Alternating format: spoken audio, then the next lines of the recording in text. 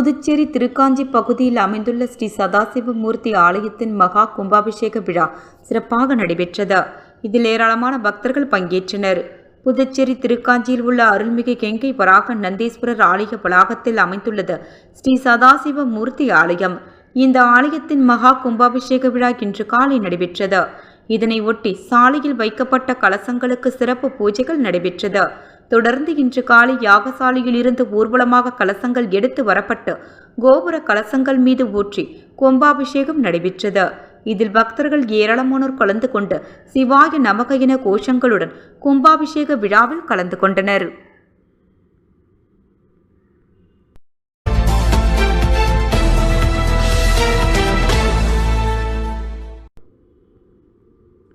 இன்று நடைபெற்ற வேதபுரி நாயுடு மக்கள் நல்லுறவு சங்கத்தின் சார்பில் மாபெரும் 3வது ஜாதக பரிவர்த்தனை சிறப்பாக நடைபெற்றது. இதில் தலைவர், செயலாளர், பொருளாளர் மற்றும் நிர்வாக குழு உறுப்பினர்கள் கலந்து கொண்டனர். மேலும் இந்த நிகழ்ச்சியில் திரளான நாயுடு இன மக்கள் கலந்து கொண்டு விழாவில் சிறப்பித்தனர். மேலும் இவ்விழாவில் கடலூர் மற்றும் குறிஞ்சிப்பாடி நாயுடு சங்கத்தின் தலைவர், செயலாளர், பொருளாளர் மற்றும் நிர்வாக குழு உறுப்பினர்கள் கலந்து கொண்டு சிறப்பித்தனர்.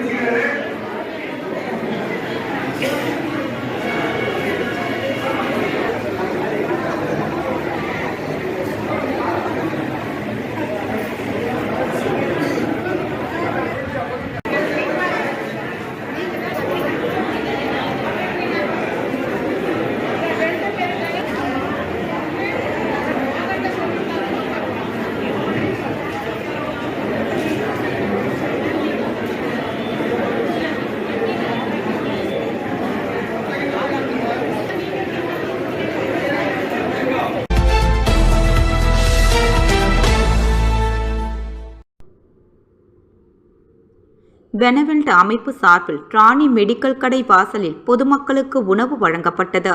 இதற்கு மதிப்பிற்குரிய என்றென்றும் உறுதுணையாக ஜெய் வசுமதி வள்ளி ராணி, சென்னை முனைவர் ஜெயந்தி, PJS பொறியியல் கல்லூரி கிருத்திகா, முதல்வர் BCPSC பள்ளி திரு உமா சங்கர், திரு சத்யநாராயணன், திரு அருள், திரு சந்தானம், திரு பிரவீன், பெனவெல்ட் அமைப்பு செயலாளர் திரு ரகுத்தம்மன் மற்றும் விஜயகுமார் உடனிருந்தனர். மக்கள் உணவுகளை பெற்றுக்கொண்டு நன்றி கூறினார்கள்.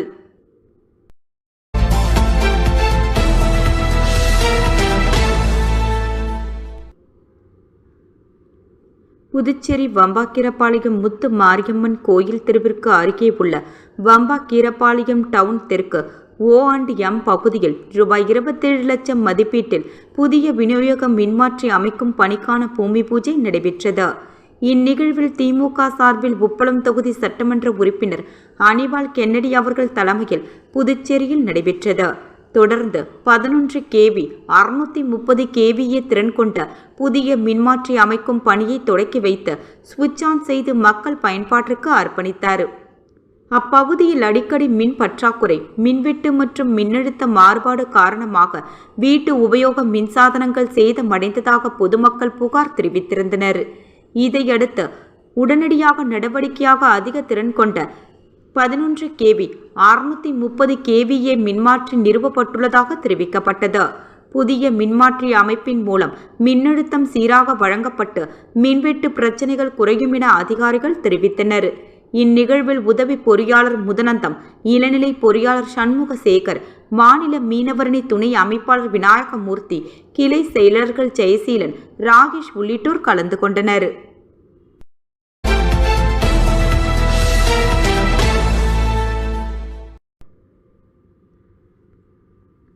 Bank of India Puducherry cluster கூட்டத்தில் ஏராளமான வங்கி ஊழியர்கள் கலந்து கொண்டனர். Bank of India Puducherry cluster கூட்டம் 100 அடி சாலை தனியார் தங்கும் விடுதியில் நடைபெற்றது. இவ்விழாவில் பேங்க் ஆஃப் இந்தியா வங்கி ஊழியர்கள் நலசங்கத்தின் சென்னை தலைவர் முத்துகிருஷ்ணன் கலந்து கொண்டு தலைமை தாங்கி பேங்க் ஆஃப் இந்தியா அகில இந்திய வங்கி ஊழியர்கள் சங்க துணைத் தலைவர் சந்திரசேகரன் மற்றும் பேங்க் ஆஃப் இந்தியா சென்னை வங்கி ஊழியர்கள் நலசங்கத்தின் பொதுச் செயலர் ஸ்ரீதர், இணை பொதுச் செயலர் சாம்சன் விஜயகுமார் ஆகியோர் கலந்து கொண்டு சிறப்புரை நிகழ்த்தினார்கள். மேலும் இவ்விழாவில் புதுவை, விழுப்புரம், நாகப்பட்டினம் மற்றும் கடலூர் மாவட்ட பேங்க் ஆஃப் இந்தியா வங்கி ஊழியர்கள் கலந்து கொண்டு சிறப்பித்தனர். மேலும் இதில் புதுவை வங்கி ஊழியர்கள் சங்கத்தின் செயலாளர் மற்றும் பேங்க் ஆஃப் இந்தியா சென்னை சங்க உதவி தலைவர் அன்பரசு வரவேற்புரையாற்றினார். விழா ஏற்பாட்டினை புதுவை வங்கி ஊழியர் சங்க உதவி செயலாளர் மற்றும் சென்னை சங்கத்தின் செயற்குழு உறுப்பினர் சகாயராஜ் மற்றும் மணிகண்டன், ஹரிராம், வெங்கடேசன் ஆகியோர் செய்திருந்தனர். இறுதியாக புதுவை வங்கி ஊழியர்கள் சங்க செயற்குழு உறுப்பினர்கள் செந்தில்குமார் நன்றி உரையாற்றினார். அதனைத் தொடர்ந்து செய்தியாளர்களை சந்தித்த பேங்க் ஆஃப் இந்தியா வங்கி ஊழியர்கள் நலசங்கத்தின் சென்னை தலைவர் முத்துகிருஷ்ணன், வங்கிகளில் போதிய ஆட்கள் பணியில் இல்லாததால் வாடிக்கையாளர்களுக்கு எளிதில் அவர்களது தேவைகளை பூர்த்தி செய்ய முடியவில்லை என்றும், ஊழியர்கள் மிகவும் குறைவாக உள்ளதால் அதனை அதிகப்படுத்த வேண்டுமென கோரிக்கை வைத்தார். அதனைத் தொடர்ந்து கடைநிலை ஊழியர்கள் மற்றும் ஆயுதமே இந்திய பாதுகாப்பு ஊழியர்கள் பற்றாக்குறை உள்ளது, அதனையும் அரசு விரைந்து நடவடிக்கை எடுத்து போதிய ஆட்களை நியமனம் செய்ய வேண்டும் உள்ளிட்ட பல்வேறு கோரிக்கைகளை அவர் அரசுக்கு முன்வைத்தார். எங்களுடைய தாய் சங்கம் அகில இந்திய வங்கி ஊழியர் சங்கம் அதற்கு 79 ஆண்டுகளை கடந்து 80வது அதை எடுத்து வைத்து வீறு நடை போட்டுக் கொண்டிருக்கிறது. அதையும் கொண்டாடி கொண்டிருக்கின்றோம். எங்களுடைய பேங்க் ஆஃப் இந்தியாவுடைய அகில இந்திய சம்மேளனத்தின் 75வது வருடம் பிளாட்டினம் ஜூபிலி அந்த நிகழ்ச்சியும் நடந்து கொண்டிருக்கிறது. பிறகு எங்களுடைய சங்கம், எங்களுடைய ஓன் சங்கம் பேங்க் ஆஃப் இந்தியா ஸ்டாஃப் யூனியனோட தமிழ்நாடு, புதுச்சேரி, அதுவும் பிளாட்டினம் ஜூபிலி 75 வருடங்கள் அதையும் கொண்டாடி கொண்டிருக்கிறோம். அதனால் இது மிகவும் சிறப்பு மிக்க கூட்டமாக கொள்கிறோம். இதற்கு பிறகு மற்ற நிறைய விஷயங்கள் இருக்கு நாட்டில். வங்கியை பொறுத்தவரை வங்கியில வங்கி சேவை அதிகமாக்கணும், வாடிக்கையாளருக்கு நல்லா இம்ப்ரூவ் பண்ணி கொடுக்கணும்னா அதுக்கு வேண்டிய ஆட்கள் இருக்கும், நிறைய ஆட்கள் இருக்கும். அதனால இன்றைய சூழல் என்னன்னா வங்கியில் ஆட்கள் மிகவும் குறை ஆட்கள் இருந்ததுன்னா வங்கி வாடிக்கையாளருக்கு சேவை கொடுக்கிறது போதுமான அளவு ஃப்ரண்ட் லைன் அளவு ஆட்கள் இல்லை. எழுத்தர் பணியிடங்கள், அதாவது கிளரிக்கல் இப்பொழுது நடக்கவும் இல்லை, நடக்கின்றது மிகவும் குறைந்த அளவு நடக்கின்றது. அதை அதிகப்படுத்த வேண்டும் என்று கோரியும் இந்த மீட்டிங் நடத்தி கொண்டிருக்கிறோம். அதே போன்று கடைநிலை ஊழியர்கள் அவங்க மிகவும் குறைவாக இருக்கிறார்கள், அதையும் இம்ப்ரூவ் பண்ணி அதிக அளவில் நியமனம் செய்ய வேண்டும் என்று கோரிக்கை விடுத்திருக்கும் அரசாங்கத்திற்கு அது குறித்தும் விவாதம் நடத்தி கொண்டிருக்கின்றோம். இதன் பிறகு ஆயுதம் ஏந்திய சேவகர்கள், ஆர்ம்டு கார்ட்ஸ், அவர்களுக்கும் ஒரு ரெக்ரூட்மெண்ட் இருக்க வேண்டும் என்று போராடி கொண்டிருக்கின்றோம். இன்று பொதுத்துறை வங்கிகளை பார்த்தால் 60% மேற்பட்டு வங்கி சேவையில் ஈடுபட்டிருக்கும் பொதுத்துறை வங்கிகள் தான். ஒரு 35% தான் தனியார் துறை. ஆனால் இந்த பொதுத்துறையை பார்த்தீங்கன்னா கடந்த 10 வருடங்களில் 2 லட்சம் ஆட்கள் குறைந்துள்ளது வேலை செய்பவர்கள். ஆனால் தனியார் துறையிலும் 5 லட்சம் ஆட்கள் அதிகமாக இருக்கிறார்கள். இந்த விகிதம் ரொம்ப வைடு கேப்பா இருக்கு. அதனால பொதுத்துறை வங்கியில இருக்கு 2000 வாடிக்கையாளருக்கு ஒரு ஊழியரும், தனியார் துறையில 300 வாடிக்கையாளருக்கு ஒரு ஊழியரும் இருக்காங்க.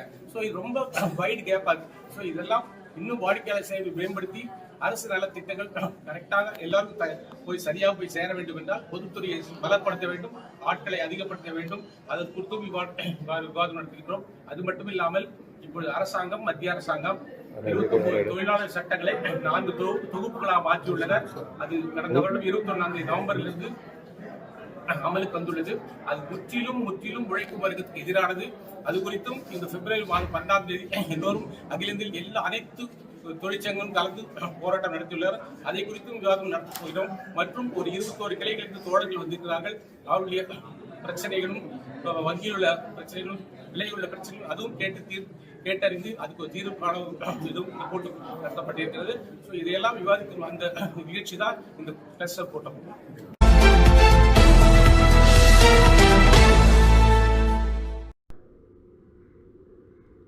ஒதியம்பட்டு ஸ்ரீ காசி விசாலாட்சி சமேத ஸ்ரீ காஞ்சி விஸ்வநாதர் தேவஸ்தானத்தில் மாசிமாக தீர்த்தவாரியை முன்னிட்டு கொடியேற்றம் நடைபெற்றது. புதுச்சேரி மாநிலம் வில்லியனூர் கோவில் ஒதியம்பட்டு பகுதியில் அமைந்திருக்கும் ஸ்ரீ காசி விசாலாட்சி சமேத ஸ்ரீ காசி விஸ்வநாதர் தேவஸ்தானத்தில் மாசிமக தீர்த்தவாரியை முன்னிட்டு மகா பிரம்மோற்சவ திருவிழா வருகின்ற 2ஆம் தேதி நடைபெறுவதை முன்னிட்டு நேற்றிரவு 7 மணி அளவில் காலை கொடியேற்ற விழா நடைபெற்றது. இதில் திரளான பொதுமக்கள் கலந்து கொண்டு சுவாமி தரிசனம் செய்தனர். இதனைத் தொடர்ந்து சுவாமி ஒவ்வொரு நாளும் சிறப்பு வாகனத்தில் வீதி உலா நடைபெற்றது. இதில் தினம்தோறும் ஒவ்வொரு வாகனம் என 2 நாள் ரிஷப வாகனத்திலும், 3ஆம் நாள் இந்திர வாகனத்திலும், 4ஆம் நாள் முத்து பல்லாக்கு வாகனத்திலும், 5ஆம் நாள் சந்திர வாகனத்திலும், 6ஆம் நாள் யானை வாகனத்திலும், 7ஆம் நாள் சூரிய விமானம் சந்தனக்காப்பு நிலை மணி அலங்காரத்திலும், 8ஆம் நாள் குதிரை வாகனத்திலும் சுவாமி வீதி உலா மற்றும் திருக்கல்யாண உற்சவம் நடைபெறுகிறது.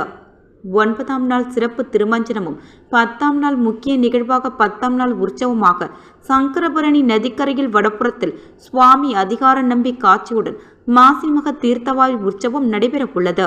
நிகழ்ச்சிக்கான ஏற்பாட்டினை ஆலய நிர்வாக அதிகாரி மற்றும் ஒதியம்பட்டு ஊர் பொதுமக்கள் வெகு சிறப்பான முறையில் செய்து வருகின்றனர்.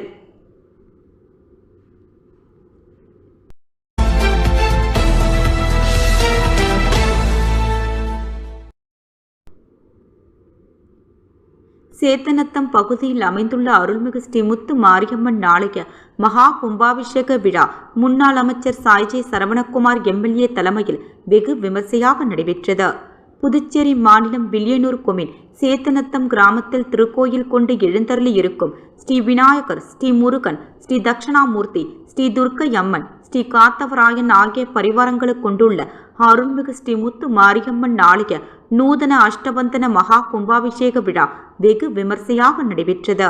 கும்பாபிஷேக விழாவினை முன்னிட்டு கடந்த வெள்ளிக்கிழமையன்று கணபதி ஹோமத்துடன் தொடங்கிய நிகழ்ச்சியானது சனிக்கிழமை பல்வேறு யாகசாலை பூஜைகள் நடைபெற்றது.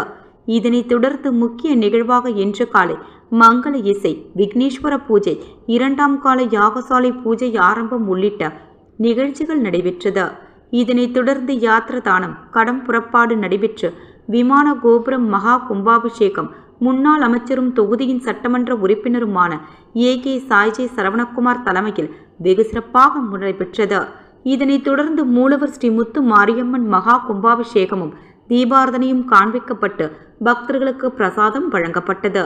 தொடர்ந்து முன்னாள் அமைச்சரும் தொகுதியின் சட்டமன்ற உறுப்பினருமான ஏ.கே. சாய்ஜே சரவணகுமார் ஆலயத்தில் பரிவட்டம் கட்டி மாலை அணிவித்து முதல் மரியாதை செய்யப்பட்டது. தொடர்ந்து சட்டமன்ற உறுப்பினர் சாய்ஜே சரவணகுமார் பக்தர்களுக்கு அன்னதானம் வழங்கி சிறப்பித்தார்.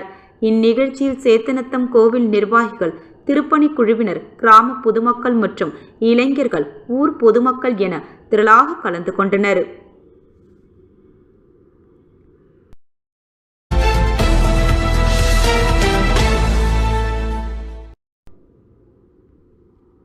திமுகவும் காங்கிரசும் இன்று மொழி பிரச்சனையில் இரட்டை வேடம் போடுவதாக லட்சிய ஜனநாயக கட்சி சார்பில் நடைபெற்ற தாய்மொழி மகத்துவ மாநாட்டில் அக்கட்சியின் நிறுவன தலைவர் ஜோ சார்லஸ் மார்டின் தெரிவித்துள்ளார்.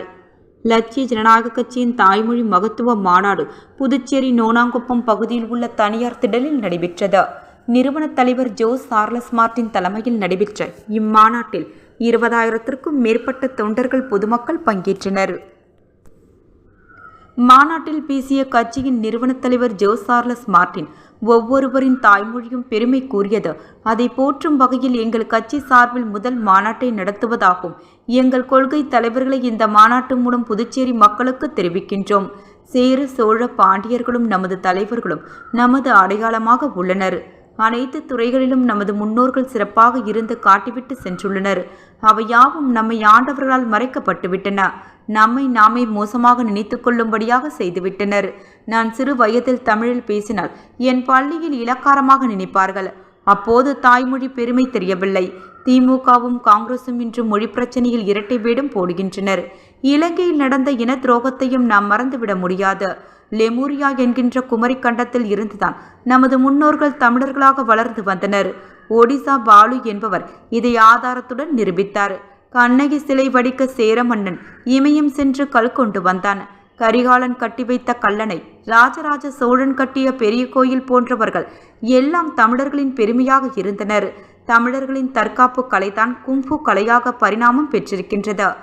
எங்கள் கொள்கை தலைவர்களை இந்த மேடையில் உங்களுக்கு காட்டி இருக்கின்றோம். புதுச்சேரியும் சிங்கப்பூர், துபாய், ஹாங்காங் போல ஏன் மாறக்கூடாது? விடுதலை பெற்றும் நமது மாநிலம் இன்னும் சுத்தமான குடிநீரை பெற முடியாமல் இருக்கின்றோம். இதற்கெல்லாம் தீர்வு காணத்தான் நாங்கள் அரசியலுக்கு வந்திருக்கின்றோம். 2050 புதுச்சேரி எப்படி இருக்க வேண்டும் என்பதற்கான சிந்தனைகளை எல்லாம் வடிவமாக வைத்திருக்கின்றேன். அதற்காக நான் குரல் கொடுத்து புதுச்சேரியை மாற்றி காட்டுவேன் என்று உங்களிடம் உறுதியளிக்கின்றேன். இருக்கிற தொழிலை விட்டுவிட்டு அரசியல் எதற்கு என கேட்கலாம். வெளிநாடு செல்கின்ற போதெல்லாம் நமது ஊரும் அப்படி இருக்க வேண்டும் என நான் நினைத்தேன். அதன் விளைவுதான் எல்ஜேகே கட்சியாக வந்திருக்கிறது. கல்வி, சுகாதாரம், வேலைவாய்ப்பு போன்ற அனைத்து துறையிலும் புதுச்சேரியை முன்னோடி மாநிலமாக மாற்றுவதே எனது லட்சியம். அதை நோக்கிய பயணத்தை தொடர்கின்றேன் என்றார். இதனிடையே மாநாட்டில் லட்சிய ஜனநாயக கட்சியின் கொள்கை தலைவர்களாக திருவள்ளுவர், பாரதியார், பாரதிதாசன், நேதாஜி சுபாஷ் சந்திரபோஸ், காமராஜர், சிந்தனை சிற்பி சிங்காரவேலர், அப்துல் கலாம், இரட்டைமலை சீனிவாசன், வா சுப்பையா, அஞ்சலை அம்மாள், வீரமங்கை குயிலி ஆகியோரை அறிவித்தார். லட்சிய ஜனநாயக கட்சியின் நிறுவன தலைவர் ஜோஸ் சார்லஸ் மார்டின்.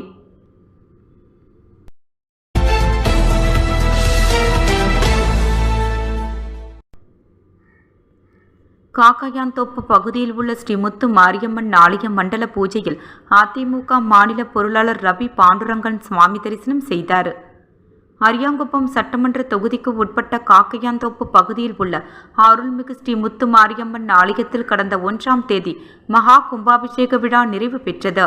அதனைத் தொடர்ந்து 48 நாட்களுக்கான மண்டல பூஜையை தொடர்ந்து நடைபெற்று வருகின்றது.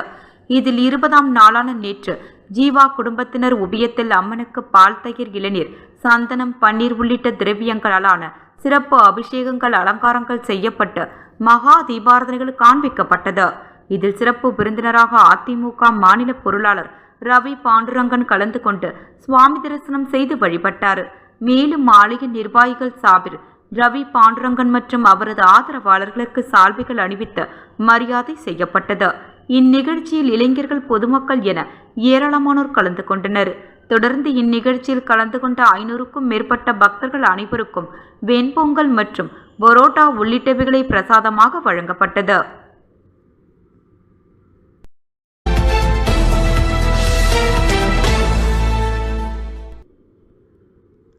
கூடப்பாக்கம் மேல்நிலை நீர்த்தேக்க தொட்டி வளாகத்தில் குடிநீரில் உள்ள அதிகப்படியான இரும்பு தாதுக்களை நீக்கும் சாதனம் அமைக்கும் பணிக்கான பூமி பூஜை விழாவினை சட்டமன்ற உறுப்பினர் சாய்ஜி சரவணகுமார் தொடக்கி வைத்தார்.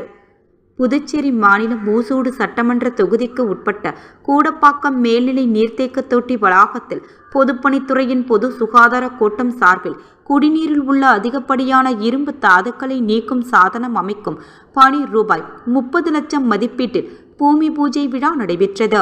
இதில் ஊசூடு சட்டமன்ற உறுப்பினர் AK சாய்ஜே சரவணகுமார் கலந்து கொண்டு விழாவிற்கு தலைமை தாங்கி பூமி பூஜை செய்து துவக்கி வைத்தார்.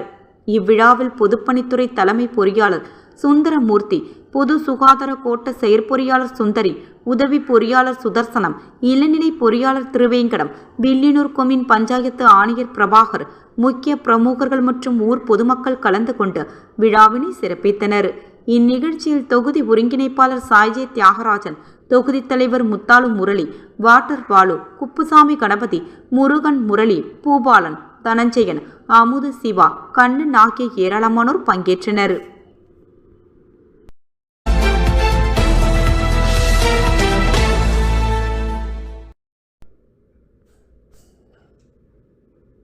புதுச்சேரியில் 40 வயதிற்கு மேற்பட்ட பெண்கள் ஆண்டுக்கு ஒருமுறை மார்பக புற்றுநோயை கண்டறியும் மமோகிராம் பரிசோதனை செய்து கொள்ள வேண்டும் என்று பிரபல புற்றுநோய் மருத்துவர் டாக்டர் ராஜசுந்தரம் தெரிவித்துள்ளார். புதுச்சேரியில் மார்பக புற்றுநோய் உட்பட பெண்களுக்கான நோய்கள் சார்ந்த சிகிச்சைகளின் முன்னேற்றம் குறித்த சிறப்பு மாநாடு நடைபெற்றது. புதுச்சேரி மற்றும் தமிழகத்தை சேர்ந்த 100க்கும் மேற்பட்ட மருத்துவர்கள் பங்கேற்று புற்றுநோய் சிகிச்சையில் ஏற்பட்டுள்ள புதிய முன்னேற்றங்கள் குறித்து வாதித்தனர். இந்தியாவில் கடந்த 40 லட்சம் பேர் புற்றுநோயால் பாதிக்கப்பட்டுள்ளனர். பெண்களுக்கு மார்பக புற்றுநோய், ஆண்களுக்கு வாய் புற்றுநோயும் அதிக அளவில் காணப்படுகிறது என மாநாட்டில் தெரிவிக்கப்பட்டது. இவற்றை ஆரம்ப நிலையிலேயே கண்டுபிடித்து குணப்படுத்த முடியும்.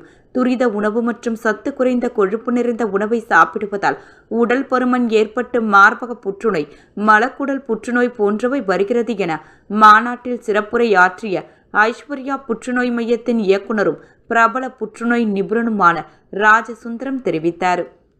புற்றுநோயால் பாதிக்கப்பட்டவர்களின் இறப்பு விகிதம் வெளிநாடுகளில் 20% என்றாலும் இந்தியாவில் 50% உள்ளது. இறப்பு விகிதம் குறைந்தாலும் பாதிப்பு அதிகரித்த வண்ணம் இருக்கின்றது. இதற்கு காரணம் தரமான ஒரே இடத்தில் சிகிச்சையினை பெற்றால் குணமாக முடியும். புற்றுநோய்க்கு வைத்தியம் முறையில் இந்தியா முன்னேறி உள்ளது. இவற்றை நோயாளிகள் ஆரம்ப நிலையிலேயே கண்டுபிடித்தால் சிகிச்சை பெற்று குணமாக்க முடியும். 40 வயதிற்கு மேற்பட்ட பெண்கள் ஆண்டுக்கு ஒரு முறை மமோகிராம் பரிசோதனை மேற்கொள்ள வேண்டும். ஆண்களுக்கும் பெண்களுக்கும் புற்றுநோய் இருப்பதற்கான அறிகுறிகள் தெரியும். அதனை அலட்சியப்படுத்தாமல் மருத்துவரை அணுகினால் சிகிச்சை பெற்று உயிரிழப்பிலிருந்து காப்பாற்றிக் கொள்ள முடியும் என்று அவர் கூறினார். அந்த ஸ்டேஜ்ல நிறைய பேர் வெறும் கீமோதெரப்பி மட்டும் கொடுப்பாங்க, சர்ஜரி மட்டும் பண்ணுவாங்க. பட் ஒரு எப்படியும் 2 வருஷம் 3 வருஷம் டிசீஸ் திரும்ப வந்துடும். திரும்ப வந்தா அதுக்கப்புறம் காப்பாற்ற ரொம்ப கஷ்டமா இருக்கும். இப்ப இந்த மாதிரி பேஷண்ட்ஸ்க்கு நம்ம என்ன பண்றோம்னா, ஃபர்ஸ்ட் கீமோதெரப்பி கொடுத்து நல்லா சுருக்கிட்டு அதுக்கப்புறம் சைட்டோடிடக்டிவ் சர்ஜரி அப்படின்னு ஒரு மேஜர் சர்ஜரி பண்றோம். சேஃப் சர்ஜரி தான், பட் கொஞ்சம் மேஜர் சர்ஜரி. அது பண்ணி வயிற்றுல இருக்க கேன்சர் சம்பந்தப்பட்ட செல்கள் அத்தனையும் கம்ப்ளீட்டா எடுத்துடுறோம். கடைசியில் பார்த்தா எந்த கேன்சர் செல்ஸுமே இருக்குல்ல, அது மாதிரி அந்த அளவுக்கு ஒரு மேஜர் சர்ஜரி பண்ணிட்டு எல்லா தேவையில்லாத ஆர்கன், கேன்சர் அஃபெக்ட் ஆர்கன்லாம் எடுத்துட்டு திரும்ப ரீகன்ஸ்ட்ரக்ஷன் பண்றோம். இது முடிச்சதுக்கு அப்புறம் வயிற்றுக்குள்ளே ஒரு ஸ்பெஷல் மிஷின் வச்சு 42 டிகிரி சென்டிகிரேட்ல சிஸ்பிளாட்டின் அப்படின்னு ஒரு மருந்து, இல்ல ஆக்சாலிபிளாட்டின் ஒரு மருந்து, மைட்டோமைசின் ஒரு மருந்து, அந்த மருந்தை 42 டிகிரி சென்டிகிரேட்ல ஹீட் பண்ணி உள்ளேயே சர்க்குலேட் பண்றோம் 1.5 hours 90 minutesக்கு. அது சர்க்குலேட் பண்ணி முடிச்சதுக்கு அப்புறம் தரவா வாஷ் பண்ணிட்டு ட்ரெயின் வச்சு க்ளோஸ் பண்ணிடுவோம். இந்த மாதிரி பண்ணும்போது நிறைய பேர் 5 வருடங்களுக்கு மேல உயிரோட இருக்காங்க. அதாவது 5 year சர்வைவல் ரேட் மோர் தென் 50-60% இருக்காங்க. இந்த பேஷண்ட்ஸ் எல்லாருமே 2-3 வருஷத்துல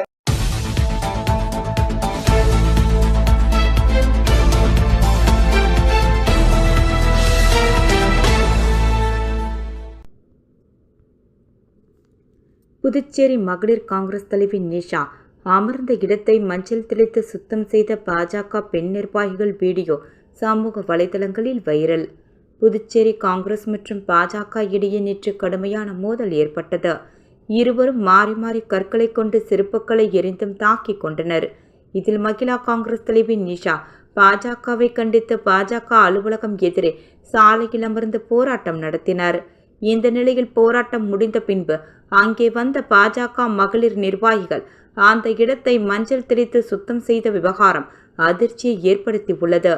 மகிழா காங்கிரஸ் தலைவி நிஷா முஸ்லிம் சமூகத்தை சேர்ந்தவர் என்பது குறிப்பிடத்தக்கது.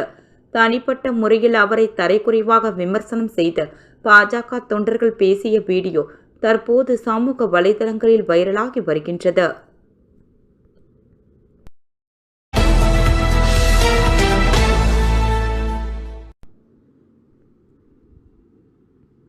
புதுச்சேரி உப்பளம் சட்டமன்ற தொகுதிக்கு உட்பட்ட நேதாஜி நகரில் முதல் குறுக்குத்தெரு வீதியில் அமைந்துள்ள கஸ்தூரிபாய் தெருவில் வடிகால் வசதிகளுடன் கூடிய சிமெண்ட் சாலை அமைக்கும் பணிகள் 4ஆம் தேதி